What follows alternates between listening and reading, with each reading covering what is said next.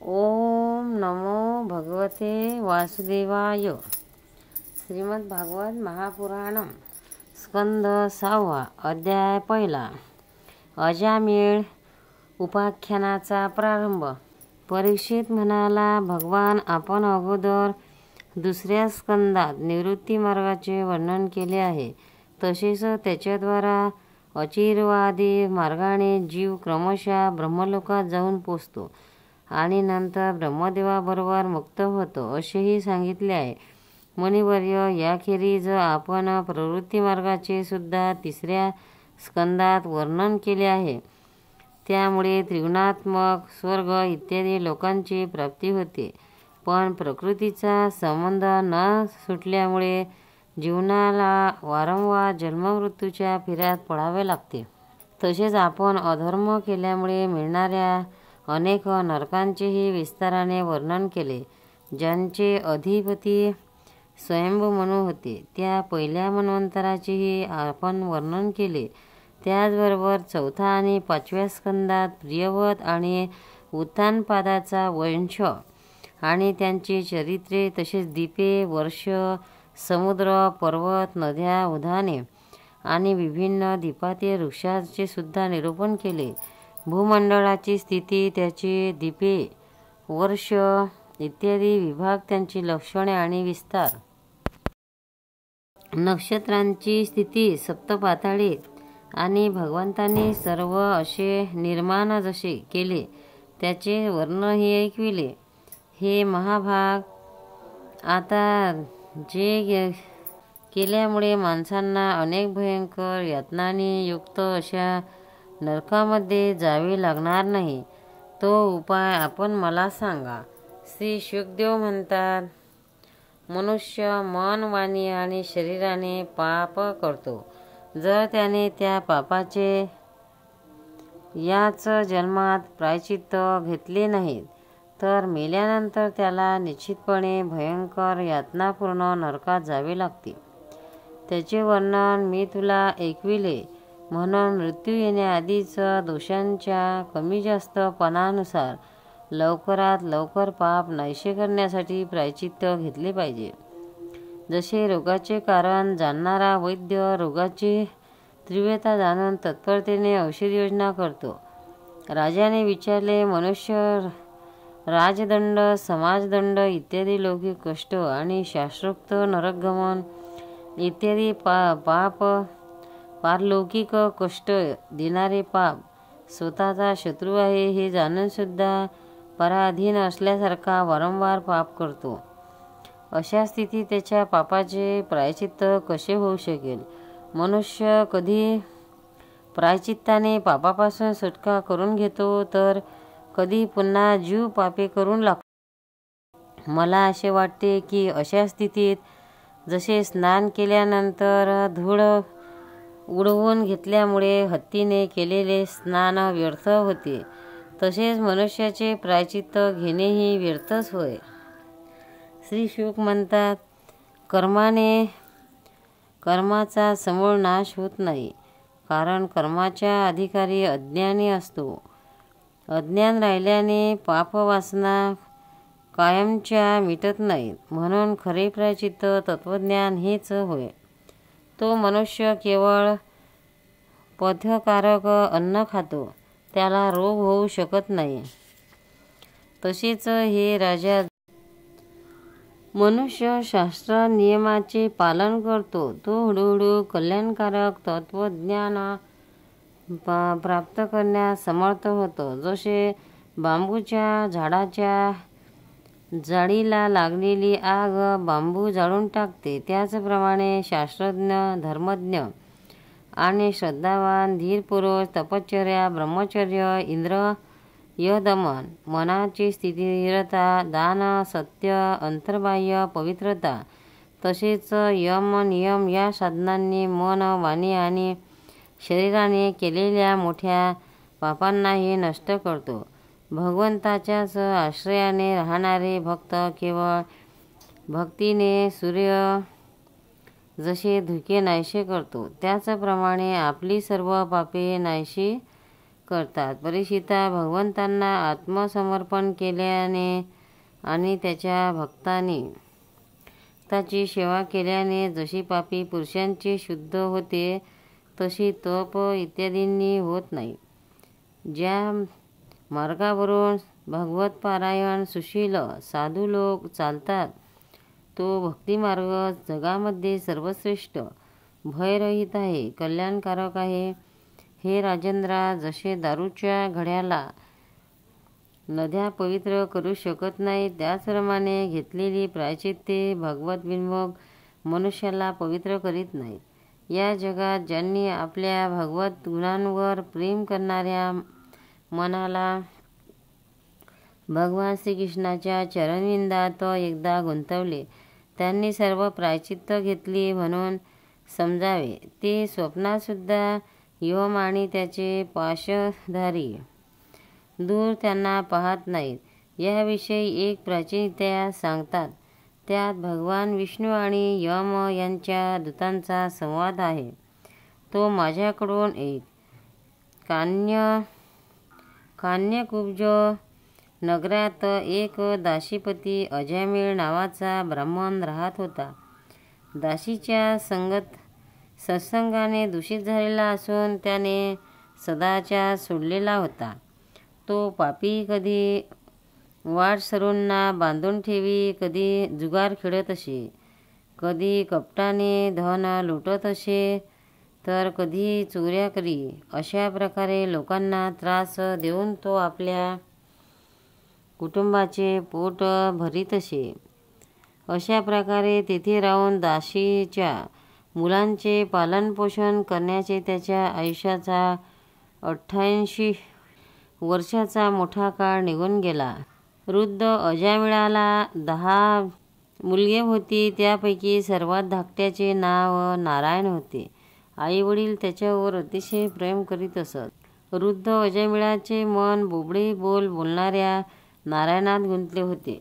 तो आपल्या मुलाचे खेळ पाहून अत्यंत आनंदित होत असे. अजामिळ मुलाच्या स्नेहबंधनाने बांधला गेला होता. तो जेवता खाताना त्यालाही जेवू खाऊ घालीत असे. पाणी पिणारा पाणी प्याजीत असे. अशा प्रकारे स्वतःला विसरलेला त्याला आपला मृत्यू जवळ आल्याचेही भान राहिले नाही.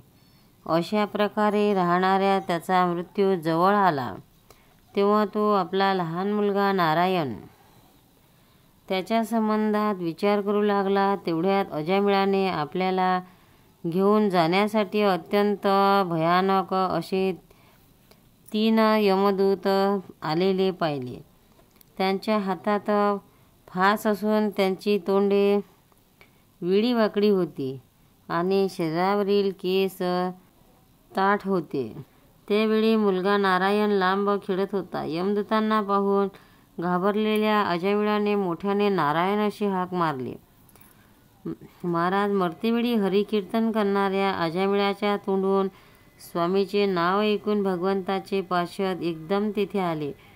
ज्यावेळी यमाचे दूत दासीपती अजामिळाला शरीरातून त्याचे सूक्ष्म शरीर ओढून घेत होते तेव्हा विष्णुदूतांनी ताकद लावून त्यांना अडविले. त्यांनी अडवल्यानंतर यमराजाने दूत त्यांना म्हणाले, अरे धर्माच्या आज्ञेला अडवणारे तुम्ही कोण? तुम्ही कोणाचे दूत आहात?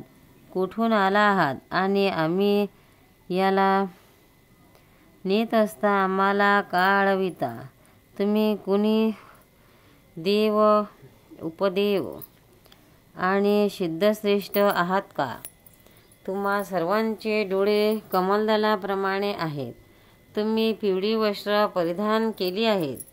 तुमच्या डोक्यावर मुकुट, कानात कुंडले आणि गळ्यामध्ये कमलपुष्पाचे हार शोभून दिसत आहेत. तुम्ही सर्वजण तरुण आहात. तुम्हाला सुंदर 4 हात आहेत. सर्वांच्या हातामध्ये धनुष्य, बाणांचे भाते, तलवारी, गदा, शंख, चक्रे आणि कमळे शोभित आहेत. तुम्ही स्वतःच्या कांतीने दिशांमधील अंधकार आणि नेहमीचा प्रकाशही दूर करीत आहात. आम्ही धर्मराजाचे सेवक आहोत. तुम्ही आम्हाला का अडवित आहात? श्री शुक म्हणाले, यमदूत जेव्हा असे म्हणाले तेव्हा भगवान नारायणाचे आज्ञाधारक पार्षद हसले आणि मेघाप्रमाणे गंभीर वाणीने त्यांना म्हणाले. विष्णुदूत म्हणाले, तुम्ही खरोखरच जर धर्मराजाचे सेवक आहात तर आम्हाला धर्माचे लक्षण आणि धर्माचे तत्त्व सांगा. दंड कोणत्या प्रकारे दिला जातो? दंड देणाऱ्यास पात्र कोण आहे? मनुष्यामध्ये पापाचरण करणारे सर्वजण दंडनीय आहेत की त्याच्यापैकी काही जण? यमदूत म्हणाले, वेदांनी जी कर्म करावी तशी सांगितले आहे ते धर्म होत आणि त्यांचा निषेध केला आहे ते अधर्म होत. वेद साक्षात भगवंताचे स्वरूप असून स्वयंभू आहेत असे आम्ही ऐकले आहे. जगातील रजोमय, सत्वमय आणि तमोमय असे सर्व पदार्थ, सर्व प्राणी आपले परम आश्रय असलेल्या भगवंतामध्येच राहतात. त्यांचे गुण, नाम, कर्म आणि रूप यानुसार वेदच त्यांचे योग्य विभाग करतात. जीवाच्या कर्माचे सूर्य, अग्नी, आकाश, वायू, इंद्रिय, चंद्र, दोन्ही, संध्याकाळ, रात्र, दिवस, दिशा, पाणी, पृथ्वी, काळ आणि धर्म हे साक्षी असतात. यांच्याद्वारा अधर्म कळतो आणि मग दंडाच्या पात्रतेबद्दल निर्णय होतो. पापकर्म करणारी सर्व माणसे आपल्याला कर्मानुसार दंडनीय ठरतात. हे पुण्यशील पुरुषांनो, प्राणी जी कर्म करतात त्यांचा गुणाशी संबंध असतोच. म्हणून सर्व गुण, काही पाप आणि काही पुण्य होतच असते. देहधारी कोणीही कर्म केल्याशिवाय राहूनच शकत नाही. या लोकात जो मनुष्य ज्या प्रकारच्या आणि जितका अधर्म किंवा धर्म करतो तो परलोकामध्ये त्याचे तितकेच आणि तसेच फळ भोगतो. हे देवश्रेष्ठांनो, सत्व, रज आणि तम या 3 गुणातील भेदांमुळे या लोकी 3 प्रकारचे प्राणी दृष्टीस पडतात. पुण्यात्म्य, पापात्म्य आणि पुण्यपाप दोन्हीही युक्त किंवा सुखीदुःखी आणि सुखदुःख दोन्हींनी युक्त. तसेच परलोकामध्ये सुद्धा त्यांच्या त्रिविधतेचे अनुमान करता येते. वर्तमान काळात भूतकाळ आणि भविष्यकाळाचे अनुमान करून देतो. तसेच वर्तमान जन्मातील पाप पुण्यासुद्धा मागील आणि पुढील जन्माच्या पाप पुण्याचे अनुमान करून देतात. भगवान ब्रह्मदेवासारखे यमराज स्वतःच्या नगरात राहूनच मनाचेच सर्वांचा भूतकाळ पाहतात. त्याचप्रमाणे ते त्यांच्या भविष्यकाळाची विचार करतात किंवा शरीरात राहणारा अजन्मा क्षेत्रज्ञ जीवाचा भूतकाळ जाणतो तसाच त्याच्या भविष्यकाळाचा विचार करतो. जसे झोपी गेलेला मनुष्य स्वप्नामध्ये दिसणाऱ्या कल्पित शरीरालाच आपले खरे शरीर समजतो आणि खऱ्या शरीराला विसरतो, त्याचप्रमाणे जीवाला सुद्धा आपल्या पूर्वजन्मातील स्मृती राहत नाही आणि वर्तमान शरीराशिवाय त्याला अगोदरच्या किंवा पुढच्या शरीरासंबंधी काहीच कल्पना देत नाही. जीव शरीरामध्ये 5 कर्मेंद्रियांनी स्वतःची कामे करतो, 5 ज्ञानेंद्रियांनी शब्दादी 5 विषयांचा अनुभव घेतो आणि 16व्या मनाच्या सहाय्याने तो स्वतः एकटाच मन, इंद्रिये आणि कर्मेंद्रिय या तिघांच्या विषयाचा उपभोग घेतो. जीवाचे हे 16 कला आणि सत्वादी 3 गुणांचे लिंग शरीर अनादी आहे. हेच जीवाला वारंवार हर्ष, शोक, भय आणि कष्ट देणाऱ्या जन्ममृत्यूच्या फेऱ्यात अडकवितात. तो जीव अज्ञानाचे काम, क्रोध, लोभ, मोह, मद, मत्सर व 6 शत्रूंवर विजय मिळवित नाही. त्याला त्याची इच्छा नसतानाही निरनिराळ्या वासनांनुसार अनेक कर्म करावी लागतात.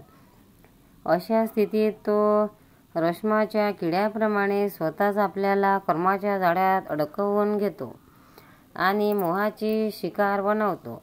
कोणत्याही शरीरधारी जीव कर्म केल्याशिवाय एक क्षणभरही राहू शकत नाही. प्रत्येक प्राण्याचा स्वाभाविक गुण बळजबरीने त्याला आपल्या अधीन करून त्याच्याकडून कर्म करवितात. जीव आपल्या प्रारब्धानुसार स्थूल आणि सूक्ष्म शरीर प्राप्त करतो. त्याच्या स्वाभाविक प्रबळ वासनांमुळे त्याला मातेसारखे स्त्रीरूप किंवा पित्यासारखे पुरुषरूप प्राप्त होते. प्रकृतीशी संसर्ग झाल्यानेच पुरुष आपले मूळ स्वरूप विसरून शरीरालाच आपले खरे स्वरूप मानतो. हा भ्रम भगवंताच्या भजनाने लवकरच नाहीसा होतो.